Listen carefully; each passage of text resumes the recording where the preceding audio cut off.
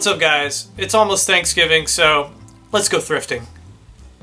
First stop of the day, Eco Thrift Eco Mall in South Sacramento. This place is kind of like a big Walmart of thrift stores, if you will, and it's filled to the brim with everything you could imagine that thrift stores have. But we're not concerned with knickknacks and tchotchkes, so let's make our way back to electronics and look for some video games. Taking a quick glance, we see some clock radios and phones and such.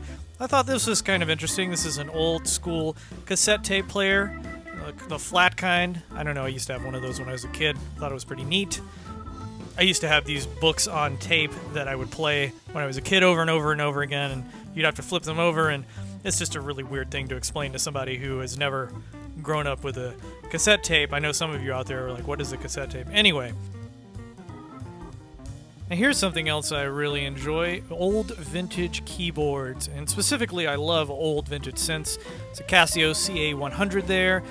Most of these are pretty basic, but I do enjoy messing around with them. And over on the other end of the aisle, we've got some plastic bags filled with various video game goodies. Nothing really too exciting in here. Just thought I'd go through a few of them, show off some of them. And mostly there's a GameCube controller, a generic one, orange. I think that's made by Pelican or one of those other third-party companies that made. There's another white one that made generic GameCube controllers, but nothing in there I'm going to pick up today. Here's some PC games, EverQuest, Dinosaur Adventure, the double duo of Wedding Dash and Diner Dash. Can't live without those. Some VeggieTales games. So far, all I've found is a big old goose egg, but let's keep looking. Now here we go. Here's some vintage video game consoles. It's about time. We've got an old, faded, dirty PlayStation 1 here, and a little bit cleaner one for $8. That's not too shabby, but there's no guarantee it works. And I've already got like 3 of these, so I'm going to pass, but they're there. I was a little bit interested in this PlayStation 2 here, the original one that's fat. Let's plug it in and see what it does. Turn it on here, and it doesn't do a whole lot because the disk drive won't open, so I ended up not picking it up for obvious reasons. Now this kind of caught my attention. This is a TV Guardian, the foul language filter. Of course, I had to pick it up and just see if it works, and I'm going to plug it into my camera here. Let's just see what happens with the TV Guardian. Shit.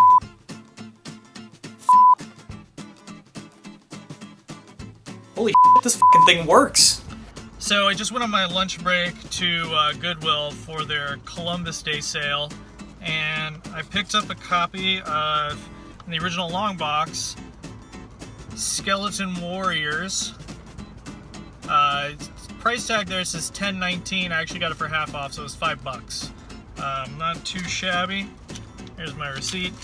But yeah, it's pretty cool because you don't see these long box PS1 games very often. It has the instruction booklet, and it came apart. It has the instruction booklet in there. Please be kind, rewind. I thought that was kind of fun. And there's the actual game, and it's in good condition. So let me put this back together here. But yeah, pretty neat. So, Skeleton Warriors. This is Game and Trade off of West El Camino in Sacramento. This is run by a guy named Eric. Pretty nice guy. And let's just check out some of the stuff they have here behind the counter. Some pretty decent NES titles here. Nothing super rare, though. Like I've said so many times before, retro game stores do have an overhead. They've got rent to pay, employees to pay, so some of the prices are going to be a little bit on the high side, and you may just want to do some research before and know what you're willing to pay. There's Persona 2 for $99.99, and this is interesting. Here's a copy of Albert Odyssey for the Sega Saturn, another Working Designs game for $199.99. If you haven't watched my Retro Buyer's Guide episode on Working Designs, please go do that now. I worked really hard on it. Here's some common Sega Genesis games, and Trucks in there, classic, one of my highly recommended Sega Genesis games. Here's a whole mess of GBA titles, a lot of not so great titles, but there are a few good ones in there worth picking up. It's kind of taking my time here, scanning across. And there's Final Fantasy 1 and 2, Dawn of Souls. That's not a bad game for $12.99. Over here on the racks, we've got some original Xbox titles here. Pretty decent stuff. I've been collecting a lot for the original Xbox because it's one of the cheaper consoles, retro consoles at least, to do that for right now at this moment. And I suggest if you're thinking about getting into collecting for the original Xbox or the Nintendo Wii, now is the time to do it because prices haven't yet skyrocketed on either of those. Here's some GameCube titles. Got the Zelda Ocarina of Time Master Quest disc, some Dreamcast things, a couple of Sega CD things, and weirdly some 3DO titles up there. Nothing super worth picking up today for me, but some decent things in there. Here is the Nintendo Wii section. Metroid Prime Trilogy is one that's standing out to me right now. Let's see. Nothing really too interesting over here. There are a lot of crapware, shovelware titles for the Wii, unfortunately, so you kind of have to sift through it harder to get to the good stuff. And here's the Wii U section, you know, the common things you would think you would find in a Wii U section. I am 100% positive the Wii U is going to be a very collectible system in the future just due to rarity and not selling so well. Here in the glass case, we got some PS2s, PS3s, Dreamcast, Genesises, some arcade sticks there. There's a couple 3DOs and NES. So yeah, there's a lot of decent consoles that you can pick up here. His prices on consoles are pretty good, I think. A bunch of boxes up here. I don't know if any of those are for sale. I don't think they are. I think they're just for display. And behind the counter here, we've got you know, various accessories. He does carry accessories for newer consoles as well.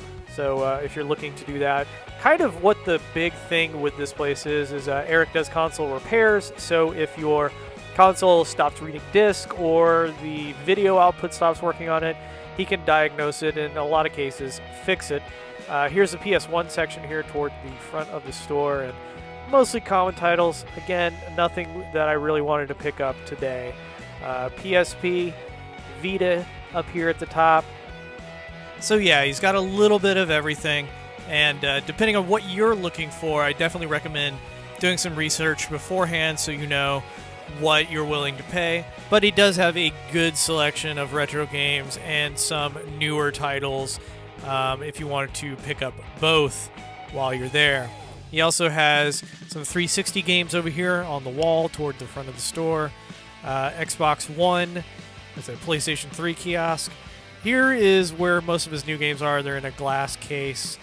There is a good selection of new releases for the PS4 and some decent prices on some of the used stuff, although I have seen better in other locations. But for the most part, he does carry most of the new releases for both the Xbox One and the PS4. So that is Game and Trade. Alright guys, let me show off some of the games I picked up that I didn't get on camera. So the first one is Dragon Quest Heroes, The World Trees Woe and Blight Below. I believe this is like a, for the PS4, this is a Dynasty Warrior type game where you're, you know, kind of fighting your way through hundreds of enemies at a time. Kind of like the Zelda one on Wii U, Hyrule Warriors. So that was pretty interesting. It was super cheap at GameStop too. I think it was like 15 bucks. And then the next one I got is Dragon Quest Builders, which is basically Minecraft plus the Dragon Quest series characters. I've been having a lot of fun with this, also for the PS4 by the way. Very, very fun, very addictive. It's got RPG elements in it as well as Minecraft kind of building blocks that you can build like a town out of. And there's combat. It's really fun. The next game I got is Song of the Deep for the PS4. This is a little indie game by Insomniac, who has made some great games in the past. And I've heard really good things about this. It's got really good reviews, and I wanted a hard copy of it, and GameStop actually published this game, weirdly enough, and you can pick it up at the store at a GameStop for, I believe, like 15 bucks. Very, very cool. I haven't had a whole lot of time to put into it yet, but graphically I like the visuals, and it's sort of like a Metroidvania type experience, so very neat. Now the next couple of games I picked up are ones for the original Xbox that I've been wanting to pick up for a while, and to round out my Xbox collection. And so the first one is a rare game grabbed by the Ghoulies. This is one of the rarer, if you will pardon the pun, games for the Xbox made by Rare, and I really enjoy the gameplay in it. It's pretty much a exploring game with some light combat elements, third-person perspective, very cool. And then I also got Toe Jam and Earl 3 here. I forget what the subtitle is. Mission to Earth.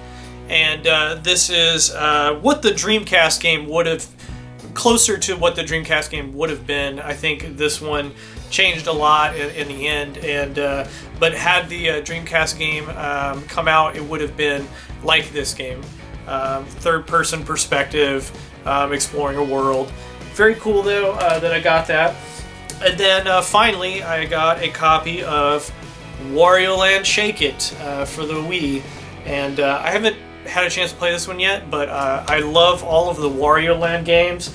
They've always been fun and quirky and different in their own ways, so I'm really looking forward to diving into that one. Hopefully there's not too much of the waggle control stuff, but I doubt it with a name like Wario Land Shake It. Anyway, that is all the games that I picked up this month. And thanks so much for watching this, and if you enjoyed this video, make sure to hit the like button and subscribe to keep up with future videos. Until the next one, take care, happy collecting.